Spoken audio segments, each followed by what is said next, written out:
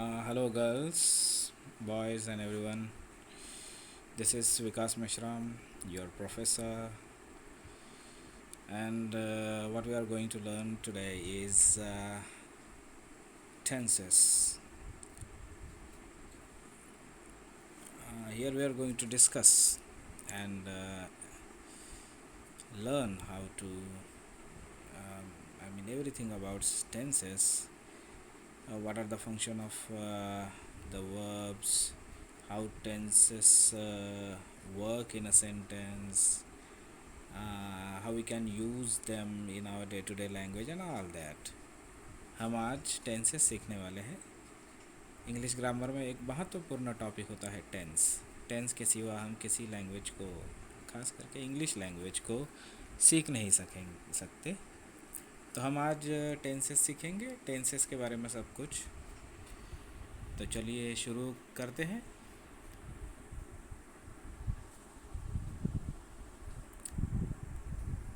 Let's begin with what is tense. Tense is actually such a thing which is denoted by a verb in a sentence. एक हर sentence का, हर वाक्य का एक निश्चित काल होता है. उस काल को ही टेंस कहते हैं. Particular time that every sentence denotes is called tense. Then what is the use of tense in language?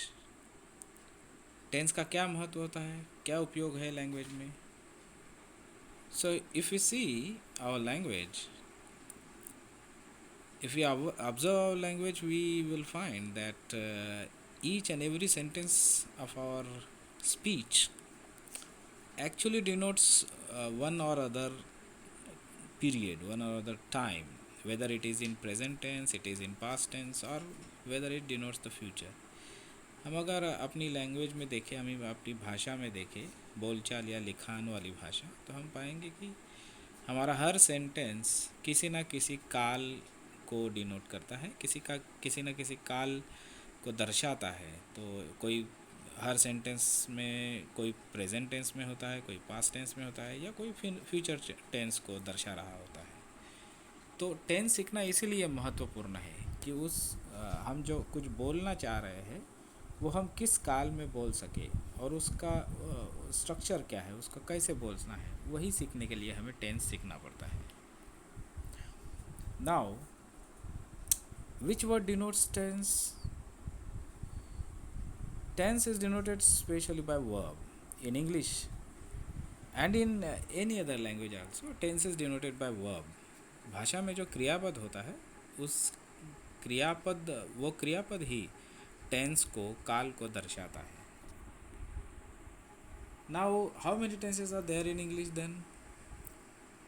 हम देखेंगे कि इस लेक्चर में, इस ट्रेनिंग सेशन में टेंसेस के इंग्लिश में कितने प्रकार है. मेनली अगर किसी से भी पूछे तो कहते हैं कि इंग्लिश में 3 प्रकार है, लेकिन हम देखेंगे कि ये इसमें से मुख्य प्रकार कौन है, which are the main types of English and which are the other types also. So there are in English 3 tenses as per the grammar books and according to the specialists also, experts also. There is present tense, there is past tense, and there is future tense also. However, if you look at the matter closely, you will find that there are only 2 main tenses in English, and they are present tense and past tense. English में सिर्फ 2 ही tenses actually है, present tense है और past tense है. कैसे? तो example ले लीजिए. गो प्रेजेंट टेंस है तो उसका पास्ट टेंस वेंट हुआ. वॉक प्रेजेंट टेंस है तो उसका पास्ट टेंस वॉक्ड हुआ. रीड प्रेजेंट टेंस है तो उसका पास्ट टेंस रेड हुआ. और ऐसे ही अनगिनत वर्बों के प्रेजेंट टेंस के पास्ट टेंस आप बता सकते हैं. लेकिन आप किसी भी वर्ब का फ्यूचर टेंस नहीं बता सकते। फ्यूचर टेंस बनाने के लिए, किसी वर्ब का फ्यूचर टेंस बनाने के लिए आपको उस वर्ब के रूट फॉर्म के साथ विल या शैल ऐड करना होता है। You have to add will और shall to make a verb to denote future tense. For example, will go, shall go, will walk, will read, in this way. इस तरह से हमें will या shall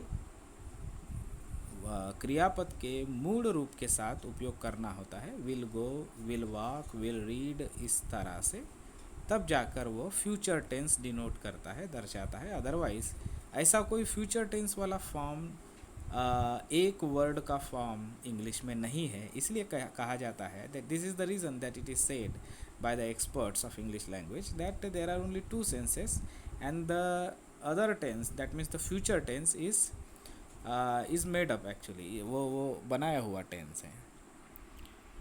देन गो फॉरवर्ड।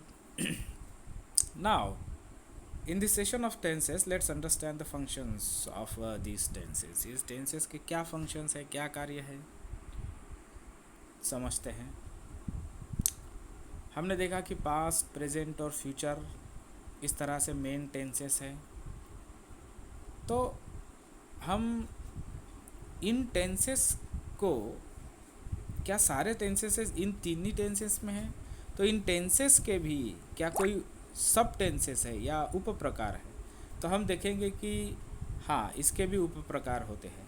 जैसे present tense में भी होगा तो वो पहले बहुत सादे रूप में प्रेजेंट टेंस में होगा, फिर ऐसे लगातार चलने वाली क्रिया या कंटिन्यूअस क्रिया के रूप में प्रेजेंट टेंस में होगा, फिर वो अभी वर्तमान में ही कोई चीज़ हो गई है, परफेक्टली वो एक्शन हो गया है, इस तरह से वो होगा।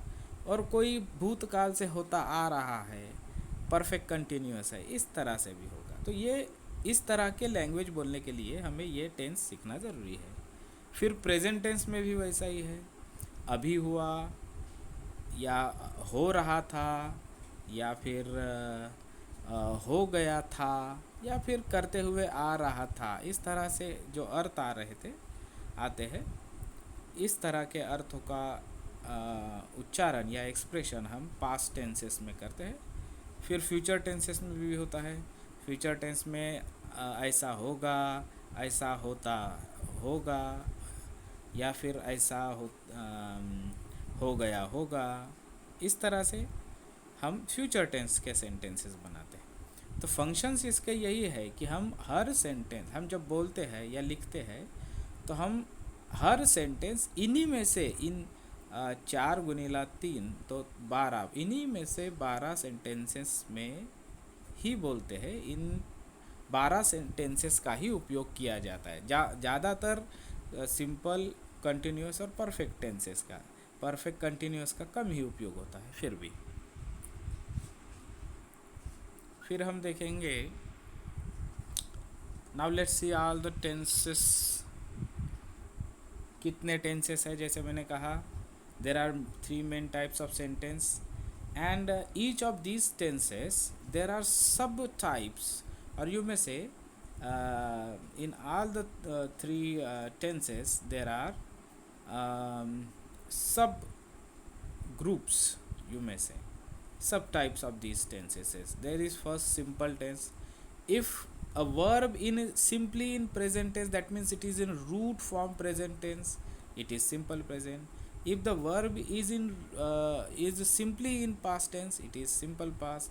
If the verb is simply in future tense, that means it is added with only will or shall. It is not added with any other kind of auxiliary or helping verbs. Then only they are in simple tenses. तो present, past और future, इन तीनों के simple tenses कैसे बनते हैं यहाँ देखेंगे हम। तो सिंपल टेंसेस, प्रेजेंट का सिंपल, पास्ट का सिंपल और फ्यूचर का सिंपल, इन तीनों का सिंपल टेंस हम देखेंगे कि इन तीनों के सिंपल टेंस में एक बात मुख्यतया ध्यान देने वाली ये है कि इनमें वर्ब जो होता है उस टेंस में सादे रूप में होता है, उस टेंस को दर्शा रहा होता है, उसके साथ कोई हेल्पिंग वर्ब नहीं होता। फ्यूचर टेंस में विल आता है, लेकिन विल भी यहाँ पर हेल्पिंग नहीं है, वो उसी के साथ ऐड हुआ है, इसलिए वो फ्यूचर टेंस डिनोट करने वाला वर्ब बन गया है। तो जैसे प्रेजेंट टेंस में आई ईट अ मैंगो और एन एप्पल और एनीथिंग, आई ईट। प्रेजेंट पास्ट टेंस में आई एट, या फ्यूचर में आई विल ईट। ये सिंपली उस टेंस में है, इसलिए उनको सिंपल टेंस कहते हैं। आई ईट के साथ कोई ऑक्सिलरी वर्ब या हेल्पिंग वर्ब नहीं जुड़ा है। दूसरी बात, ईट ये जो वर्ब है ये रूट फॉर्म में है, टू ईट इस रूट फॉर्म में है। उसको ईटिंग या एट या ईटन या फिर ऐसे ही दूसरा ईट्स भी आ सकता है प्रेजेंट टेंस में, तो वो रूट फॉर्म में होता है। जैसे पास्ट में भी रूट फॉर्म में एट, उसको ईटन नहीं किया गया, उसको ईटिंग नहीं किया गई, या उसके साथ हेल्पिंग वर्ब नहीं जोड़ा गया है। उसी तरह से फ्यूचर विल ईट के साथ विल बी ईटिंग नहीं किया गया है, विल हैव ईटन नहीं किया गया है, इसलिए वो सिंपल टेंस में। तो सिंपल टेंस में वर्ब कभी भी अपने सिंपलेस्ट फॉर्म में होता है, प्रेजेंट का रूट फॉर्म में होगा, पास्ट का अपने सिंपल पास्ट में होगा, जिसको हम सेकंड टाइप ऑफ वर्ब बोलते हैं, वर्ब टू, और फ्यूचर का विल और शैल ऐड करके रूट फॉर्म को वर्ब होगा। देखेंगे हम प्रोग्रेसिव को ही कंटिन्यूअस टेंस कहते हैं। प्रोग्रेसिव में हम टू बी का फॉर्म यूज़ करते हैं, तो प्रेजेंट टेंस में टू बी के फॉर्म है इज एम आर, और पास्ट टेंस में है वाज और वेयर, और फ्यूचर टेंस में है विल बी शैल बी। और उसके साथ ही present participle form of the verb, that means verb infinitive form में होता है, वर्ब को आईएनजी लगी होती है, जैसे यहाँ देखा है ईटिंग। तो अगर हम कहें आई एम ईटिंग तो वो प्रेजेंट प्रोग्रेसिव या प्रेजेंट कंटिन्यूअस हो जाते हैं। अगर हम कहें कि आई वाज ईटिंग तो वो पास्ट, क्योंकि वाज था, इस तरह से अर्थ है वो था। है कहेंगे तो प्रेजेंट हो जाएगा, था कहेंगे तो पास्ट हो जाएगा। तो आई वाज ईटिंग कहेंगे तो वो पास्ट प्रोग्रेसिव, पास्ट कंटिन्यूअस हो जाएगा। और आई विल बी ईटिंग तो फ्यूचर कंटिन्यूअस हो जाएगा, विल बी ईटिंग यानी खाऊंगा। तो I am eating present continuous, इसका मतलब होगा मैं खा रहा हूँ। आई वाज ईटिंग, इसका मतलब होगा मैं खा रहा था। और आई विल बी ईटिंग, इसका मतलब होगा मैं खाऊंगा। तो देखिए, खा रहा हूँ, खा रहा था, खाऊंगा, इसका मतलब आई विल बी ईटिंग मतलब खाता रहूँगा।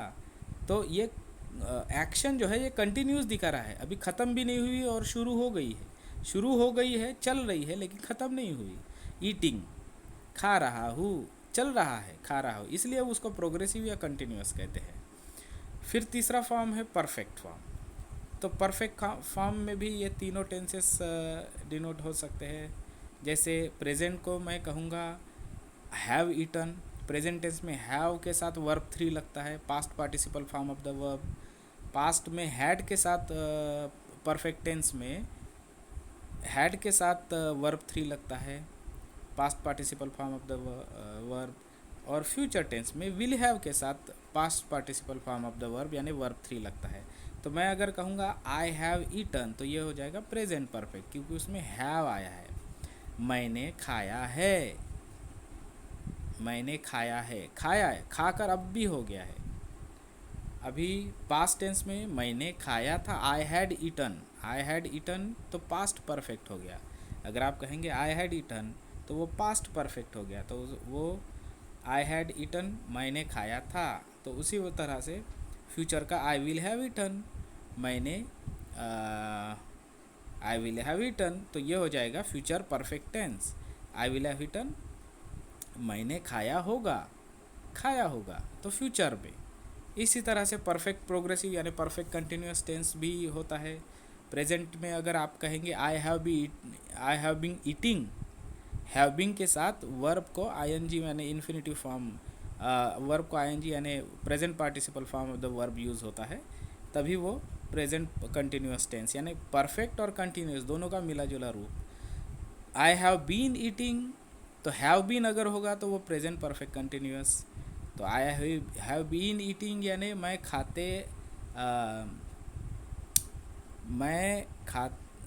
खाते आया हूँ पिछले काल से।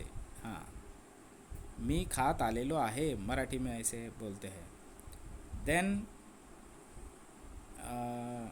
अब अगर आप बोलते हैं आई हैड बीन ईटिंग, तो वो पास्ट परफेक्ट कंटिन्यूस हो जाता है क्योंकि उसमें हैड बीन आया है। हैड बीन ये past progressive past perfect continuous में यूज़ होता है। तो आई हैड बीन ईटिंग, मैं खाते आया था, और फिर आया विल हैव बीन ईटिंग क्योंकि उसमें विल हैव बीन आया है, तो विल आया है, इसका मतलब वो फ्यूचर परफेक्ट कंटिन्यूस हुआ। I will have been eating, मैं खाते आ रहा होऊंगा, इस तरह से। Now let's understand the meaning of these tenses in Hindi. अभी हिंदी में भी मैंने समझा दिया है, तो हिंदी में इन टेंसेस का हम किस तरह से उपयोग कर सकते हैं। प्रेजेंट में मैं करता हूँ, मैं करता, तो तू ती, यानी करता हूँ, करूँगा, करता हूँ, इस तरह से करते हैं, करती है, करता हूँ, इस तरह से वो सिंपल प्रेजेंट टेंस में उसका उच्चार होता है या अर्थ निकलता है। मैं ये करता हूँ, मैं खाता हूँ, मैं पीता हूँ, इस तरह से। पास्ट टेंस में मैंने खाया था, मैंने खाई थी, मैंने खाए थे, था थी थे के अर्थ होते हैं। और फ्यूचर टेंस में मैं खाऊंगा, ये खाएंगे, वो खाएंगी, वो खाएगी, इस तरह से गागी गे के अर्थ होते हैं simple future, simple present, simple past और सिंपल फ्यूचर में। इसी तरह से कंटिन्यूस में मैं ये कर रहा हूँ, कर रही हूँ, कर रहे हैं, इस तरह से वो अर्थ आता है कि कर रहे हैं, खा रहे हैं, पी रहा है। फिर पास्ट कंटिन्यूस में इसके अर्थ होते हैं कर रहा था, कर रही थी, खा रही थी, पी रही थी, लिख रही थी, इस तरह से ये पास्ट कंटिन्यूस हो गया। और फ्यूचर कंटिन्यूस कर रहा था, कर रहा होगा, सॉरी, कर रहा होगा, कर रही होगी, कर रहे होगे, तो रहे होंगे, लिख रहे होंगे, जा रहे होंगे, पी रहे होंगे, इस तरह से ये फ्यूचर कंटिन्यूस के अर्थ निकलते हैं।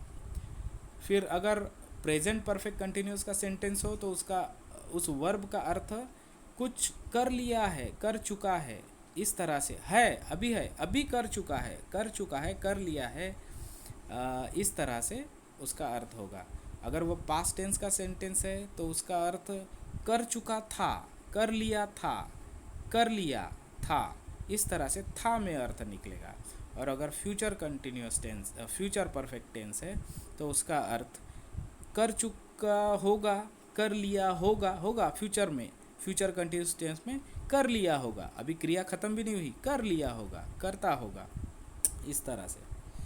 अगर वो प्रेजेंट परफेक्ट कंटिन्यूस है तो वो कर रहे हों के साथ से के लिए, यानी करते आ रहे हैं, इस तरह से पिछले वक्त से करते आ रहे हैं। आई हैव बीन ईटिंग, मैं खाते आ रहा हूँ।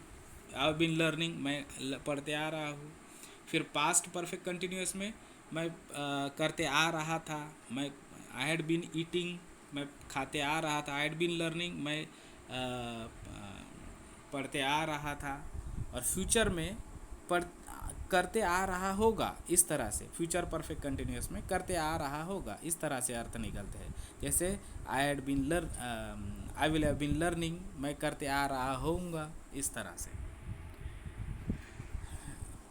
बढ़ते हैं पिछले अगले टॉपिक की तरफ। So now let's see the structure of these tenses.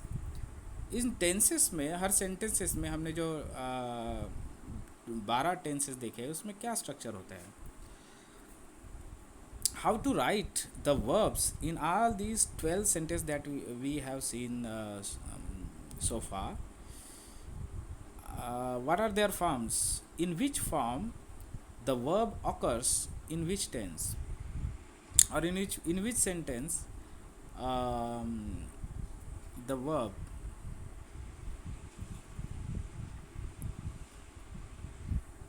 Yes, let us see how to identify the verb and the tense of the verb. if you read any example, if you read any sentence, you just have to look at its verb, and only by looking at its verb you can understand, or you can identify the tense of the sentence. वो प्रस्तुत sentence, कोई भी sentence आप पढ़े तो वो sentence किस tense में है, ये कोई शब्द अगर बता सकता है तो वो है वर्ब। तो वर्ब को देखकर ही आपको उसका टेंस समझ में आ जाएगा।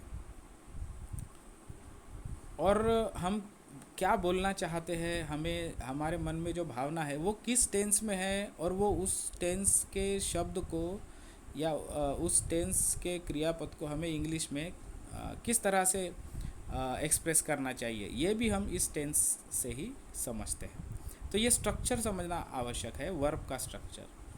तो जैसे हम पास्ट से शुरू करेंगे, क्योंकि पास्ट, प्रेजेंट और फ्यूचर इस तरह से धारा बहती है। तो पास्ट में सब्जेक्ट प्लस वर्ब होता है, और वर्ब सिंपली इन पास्ट होता है, यानी वर्ब टू, पास्ट टेंस का वर्ब होता है। फिर अगर प्रेजेंट टेंस में देखेंगे तो सब्जेक्ट प्लस वर्ब, वर्ब यानी प्रेजेंट टेंस वाला वर्ब होता है, ये मैंने पहले ही समझाया। और फ्यूचर टेंस में सब्जेक्ट प्लस विल और शाल को ऐड करके वर्ब होता है, जैसे विल ईट। कंटिन्यूअस में फिर मैंने कहा टू बी के फॉर्म्स है, तो पास्ट टेंस के टू बी के फॉर्म्स है वाज और वेयर। तो वाज और वेयर सब्जेक्ट प्लस वाज या वेयर होगा, subject depending on the subject, और फिर उसके साथ present participle form of the verb, यानी वर्ब को आईएनजी होगी, ईटिंग, रीडिंग, राइटिंग, इस तरह से।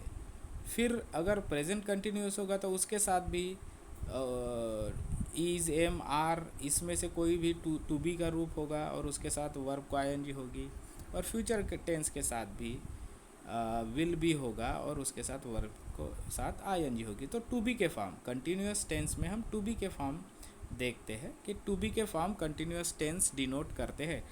कंटिन्यूस टेंस अगर डिनोट करना है किसी वर्ब को, तो उस वर्ब को टू बी का फॉर्म, उस टेंस में जो भी टू बी का फॉर्म है वो यूज़ कर अपना अर्थ प्रकट करना होता है, तभी वो पूरी तरह से अपना मीनिंग अच्छी तरीके से दे पाता है। नहीं तो आधा अधूरा देगा अगर टू बी का फॉर्म यूज़ नहीं करेगा। इसलिए कंटिन्यूस टेंस में टू बी के फॉर्म यूज़ होते हैं। परफेक्ट टेंस में टू हैव के फॉर्म यूज़ होते हैं, क्योंकि एक्शन हो चुका है इसलिए।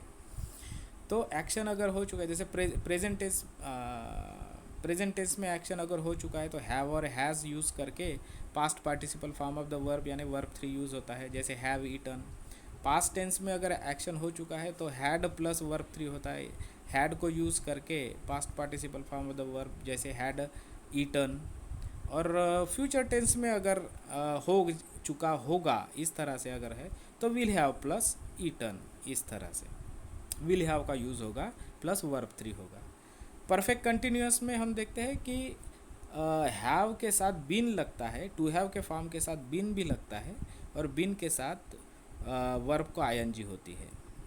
तो जैसे I have been learning, have been के साथ वर्ब को ING, I have been learning, मैं सीखते आ रहा हूँ। जैसे आई हैड बीन लर्निंग, मैं सीखते आ रहा था। जैसे I will have been learning, will have के साथ बीन और फिर वर्ब को आईएनजी, ये फ्यूचर का perfect continuous tense, I will have been learning. तो ये स्ट्रक्चर जो है वर्ब का, इसी वर्ब के स्ट्रक्चर को हमें समझना है कि कब हमें सिंपली इन सिंपल टेंस में यूज़ करना है, कब हमें कंटिन्यूअस टेंस में यूज़ करना है। और अगर कंटिन्यूअस टेंस में हमें कुछ घटित हो रहा है इस अर्थ से यूज़ करना है तो क्या, कौन सा टू बी का फॉर्म यूज़ करना है। फिर अगर कुछ हो चुका है इस अर्थ में करना है तो कौन सा हमें टू हैव का फॉर्म यूज़ करना है, कैसे वर्ब 3 यूज़ करना है, ये सब हमें यहाँ स्ट्रक्चर में हमें देखने को मिलता है। Let's move forward. Let us now see some examples of tenses in simple form. Simple form में क्या टेंसेस है, कौन से टेंसेस है, ये भी हम देख लेते हैं। The first example is I go to market is the simplest thing. Simple tense में है, देखिएगा आप, गो ये वर्ब है और इस रूट फॉर्म के वर्ब को कुछ भी ऐड नहीं है, तो क्योंकि कुछ भी कोई भी हेल्पिंग वर्ब या ऑक्सिलरी वर्ब या टू बी का फॉर्म या टू हैव का फॉर्म ऐड नहीं है, और गो ये simply in simple present tense में है, इसलिए वो सिंपल प्रेजेंट टेंस। फिर next sentence, let us see the next sentence, I went to market. अब ये गो का वेंट हो गया, वेंट क्या है, पास्ट टेंस है। वेंट के साथ भी कोई दूसरा ऑक्सिलरी वर्ब नहीं लगा है, इसका मतलब वो सिंपली इन पास्ट टेंस है। तो आ, इसलिए क्या होगा, वो सिंपल पास्ट टेंस हो जाएगा। और आई शैल गो टू मार्केट, अब यहाँ गो को शाल लगा है, इसका मतलब कोई एक्सिलरी नहीं लगा है, तो वो शाल गो का फ्यूचर टेंस डिनोट करने के लिए शाल लगाया गया है, इसलिए सिंपल फ्यूचर टेंस होगा। अब देखते हैं कि कंटिन्यूअस फॉर्म्स के सेंटेंस के एग्जांपल्स कुछ। Let us see some examples of the continuous forms in all the three tenses. You can see in the box given just above the tenses, I mean right upper corner, in the blue box, in right up given here in right up upper corner, you can see there are to be forms, to be forms of present tense, to be forms of past tense and to be forms of future tense। तो present tense में कौन से to be form है, is, am और are है। Continuous tense में जो use होते हैं, पास्ट टेंस में वाज और वेयर है, फ्यूचर टेंस में शाल और बी है, विल, शाल बी और will be. Now let us see few examples. वही एग्जांपल लेते हैं, I am going to market. अब यहाँ गो का आई एम गोइंग हो गया है, इसका मतलब क्या है, तो मैं जा रहा हूँ मार्केट को, मैं जा रहा हूँ, मैं मार्केट जा रहा हूँ, तो आई एम गोइंग हो गया। तो एम गोइंग क्यों है, एम ये टू बी का फॉर्म है और गोइंग ये present participle form of the verb है, जो वर्ब को आईएनजी लगता है तो वो प्रेजेंट पार्टिसिपल फॉर्म हो जाता है, जो कंटिन्यूस टेंस में हमें यूज़ करना होता है। तो ये आई एम गोइंग है, एम ये प्रेजेंट है। देखो टू बी, जो भी टू बी जिस टेंस में होगा, वर्ब का टेंस ये टू बी ही डिसाइड करता है, इसलिए यहाँ ऐसे कंटिन्यूस टेंस में, इसलिए एम गोइंग है या इज़ गोइंग है या आर गोइंग है, they are going, he is going, I am going, तो वो हो जाएगा प्रेजेंट कंटिन्यूस टेंस, क्योंकि इज, एम, आर ये प्रेजेंट के टू बी है। Let us see the next example, I was going to market. I was going to market, मैं market जा रहा था, वाज यानी था, तो जा रहा था, वाज ये कहा के टू बी फॉर्म है, पास्ट टेंस के टू बी फॉर्म है।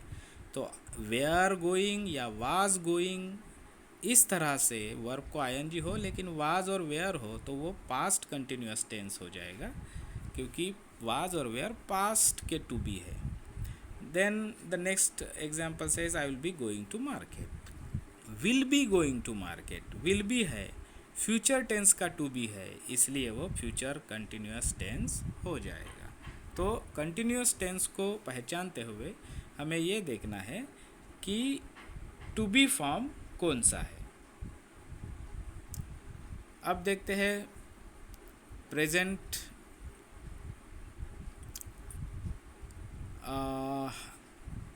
let us see now some perfect forms, some examples of the perfect tenses.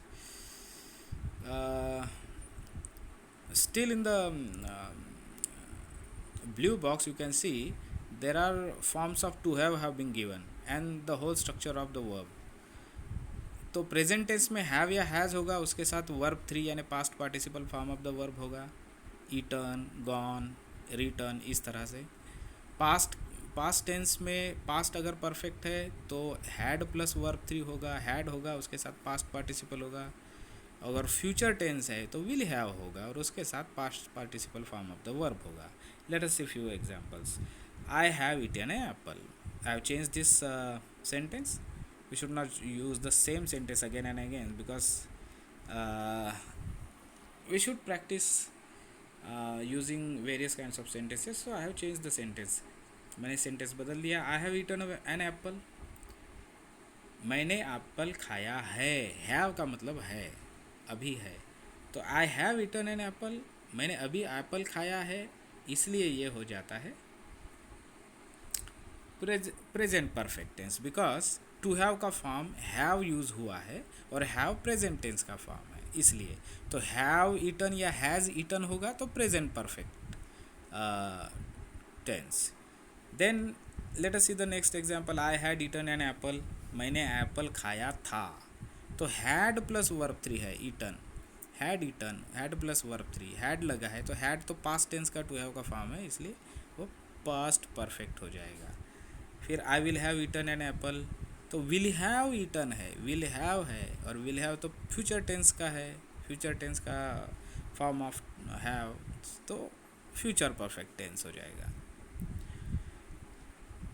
Let us now see some examples of tenses in perfect continuous form. Perfect continuous.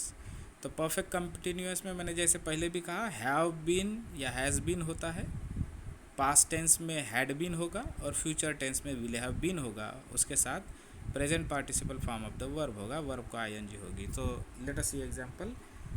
I have been eating an apple.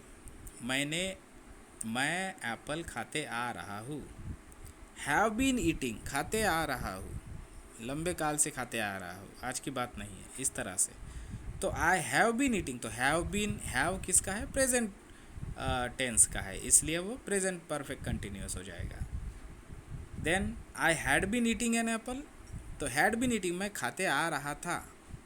तो had been eating, had किसका है, past का है, तो past perfect continuous हो जाएगा. और will have been eating, तो विल हैव बीन ईटिंग, मैं खाते आ रहा होगा, इस तरह से अर्थ है. आई विल हैव बीन है तो विल हैव तो फ्यूचर टेंस का फॉर्म है, इसलिए फ्यूचर परफेक्ट कंटिन्यूस टेंस हो जाएगा. Now let us see some examples of present tense in Marathi. जैसे मी घरी जातो, मराठीमध्ये जर म्हणायचं झालं मी घरी जातो, या हिंदी में अगर कहना चाहे कि मैं घर जाता हूँ, मैं घर जाता हूँ, तो क्या कहेंगे इंग्लिश में. इंग्लिश में हम जातो, मराठी में जातो या हिंदी में जाता हूँ, ये कौन से टेंस में जाता है, तो सिंपल प्रेजेंट टेंस में जाता है, इसलिए वो आई गो टू होम होगा. जैसे गो ये सिंपल प्रेजेंट में आया है. फिर अगर मुझे कहना है मराठी में कि मी घरी जात आहे, या हिंदी में कि मैं घर जा रहा हूँ, तर मग मी घरी जात आहे याला कसं म्हणाल. तर घरी जात आहे म्हणजे काय, तर क्रिया सुरू आहे, हे करत आहे ते करत आहे, तर घरी जात आहे, तर क्रिया सुरू आहे म्हणून तो कंटिन्युअस टेन्स में आहे. आणि आहे म्हटल्यावर तो प्रेझेंट टेन्स आहे, होता म्हटल्यावर तो पास्ट टेन्स होईल. मी घरी जात आहे म्हणजे present continuous tense. I am going to home, जैसे एम गोइंग आ गया वैसे जात आहे. उसी तरह से हिंदी में अगर जा रहा हूँ ये क्रिया सतत है, इस तरह सतत है, जा रहा हूँ, तो उसको हम समझेंगे कि हमें प्रेजेंट कंटिन्यूस टेंस में यूज़ करना है, I am going to home, इस तरह से. मराठी में फिर से मी घरी गेलेलो आहे, मैं निकला और मैं घर पहुँच चुका हूँ. मी घरी गेलेलो आहे तो वो प्रेजेंट परफेक्ट हो गया, परफेक्ट यानी क्रिया ख़त्म हो गई. मी घरी गेलेलो आहे, तो I have gone to home, मी घरी गेलेलो आहे. इस तरह से अगर बोलना हो मी घरी गेलेलो आहे, मी केलेलो आहे, मी आज झालेला आहे, तो इस या अर्थाने जर म्हणायचं असेल तर I have gone, I have done, इस तरह से वो बोलना होगा. फिर चौथा सेंटेन्स है मी घरी जात आलेलो आहे, तो मी काहीतरी करत आलेलो आहे, मी घरी जात आलेलो आहे, अशा प्रकारे बोलायचं असेल तर I have been going to home, I have been doing this, अशा प्रकारे त्या अर्थाने प्रेझेंट परफेक्ट कंटिन्युअस टेन्समध्ये बोलावं लागतं. हे त्याचे अर्थ आहेत, सिम्पली अर्थ. हे अर्थ जाणून घेतल्या तर आपल्याला कोणत्या टेन्सचा वर्ब वापरायचा आहे इंग्लिशमध्ये हे तुम्हाला समजून जाईल. कारण तुमच्या मनात जो मराठीचा वाक्य आहे, मराठीच्या वाक्याला इंग्लिशमध्ये ट्रान्सलेट करताना तुम्हाला ते सोपं जाते, म्हणून हे टेन्सेस समजून घेणे आवश्यक आहे.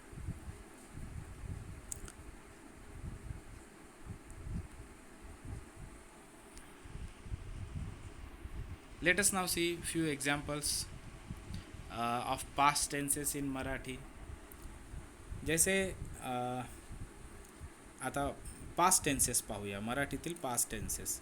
मी घरी गेलो, या हिंदी में कहेंगे की मैं घर गया, गया, गेलो या अर्थाने जेव्हा वापरायचा असेल तेव्हा आय वेंट टू होम हा सिम्पली पास्ट टेन्समधला सेम. मी गेलो, मी केलो, मी हे केलो, मैंने ये किया, मैं गया, मैंने लिखा, मी लिहिलो, अशा प्रकारे जेव्हा अर्थ यूज होतो तो आय वे पास्ट टेन्समधला होता, simple past tense. I did this, I wrote, I went, I read, इस तरह से. फिर अगर पुन्हा जर मला म्हणायचं असेल मी घरी जात आहे, सॉरी मी घरी जात होतो, मैं जा रहा था, तो चल रहा था और जा रहा था, तो क्रिया शुरू थी पर कब थी, होती पास्ट टेन्समध्ये, म्हणून पास्ट टेन्समध्ये पास्ट कंटिन्युअस होईल तो, कारण क्रिया तर सुरू होती, जात होतो, पोहोचलो नव्हतो अजून, परंतु ते पास्टमध्ये, म्हणून I was going, past continuous tense होईल. मग मी घरी गेलेलो होतो म्हणजे घरी पोहोचलो होतो मागेच भूतकाळातच, म्हणून मी घरी गेलेलो होतो अशा प्रकारचा अर्थ. मी हे केलेलं होतो, मी ते केलेलं होतो, माझं झालेलं होतं, अशा प्रकारे जर अर्थ असेल तर आय हॅड गॉन टू किंवा I had finished, I had return, इस तरह से वो पास्ट परफेक्ट कंटिन्युअस टेन्समध्ये आपल्याला तो सेंटेन्स बनवावा लागतो.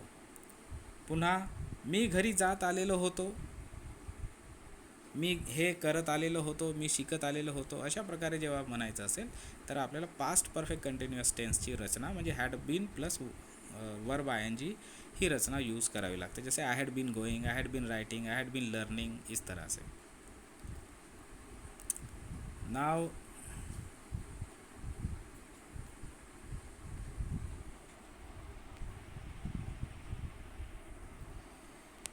let's see how we can change the tenses of sentences.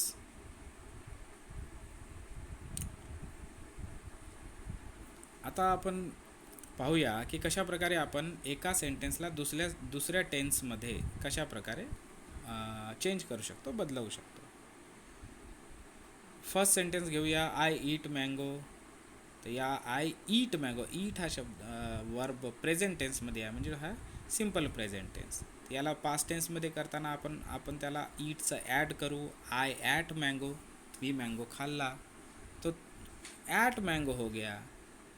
खाया, खाल्लो या अर्थाने जेव्हा झाला तर तो पास्ट टेंस झाला. आई शाल ईट मैंगो, मी खाइन, मैं खाऊंगा, इस तरह से अगर आया तो शाल ईट क्या है, फ्यूचर टेंस का है, इसलिए सिंपल फ्यूचर टेंस. फिर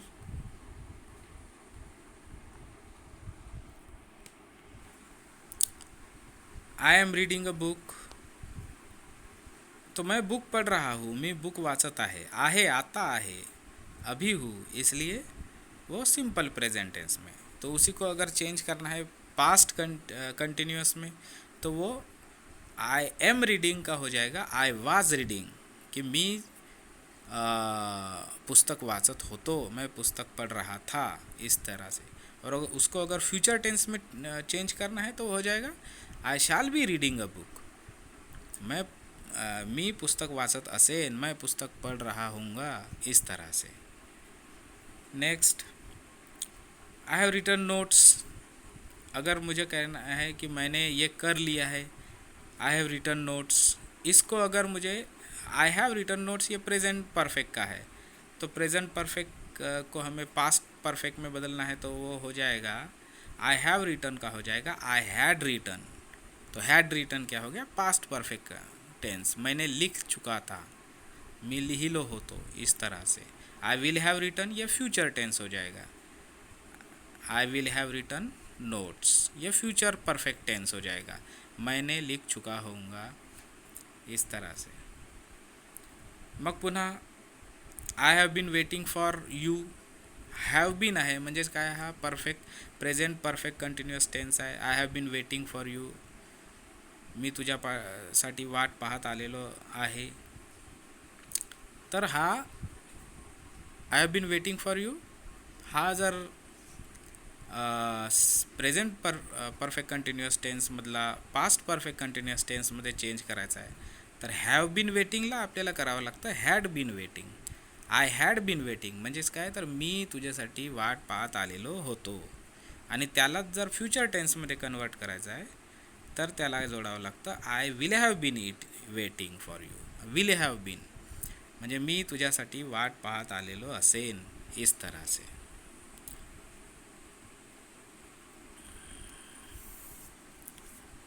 Okay, guys, this was all everything about tenses that I thought you should know, and I don't think I have left anything regarding tenses.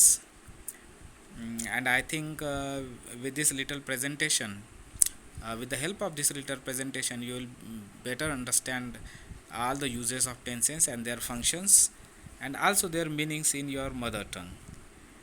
तर अशा प्रकारे टेन्सेसचा हा पार्ट इथे संपतो आणि टेन्सेसमधले सगळेच घटक यामध्ये आपण कव्हर करण्याचा प्रयत्न केला आहे. या छोट्याशा प्रेझेंटेशनने तुम्हा सर्वांना टेन्सेस समजेल अशी अपेक्षा करतो.